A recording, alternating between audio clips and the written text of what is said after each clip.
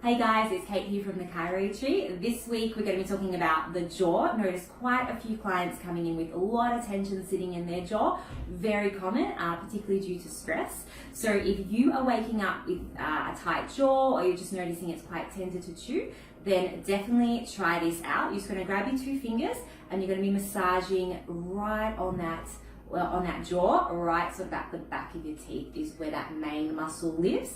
If you're not sure if you're on it, just put your fingers there and clench your teeth and relax, and do that a few times and you'll just notice that muscle clenching and I guess expanding as you're doing that. Then you know in the right position. So it is quite a tender muscle in most people, so I wouldn't be digging in too hard, but yeah, definitely just doing some nice little circles on that muscle maybe when you wake up or at the end of the day, just to relieve a bit of tension.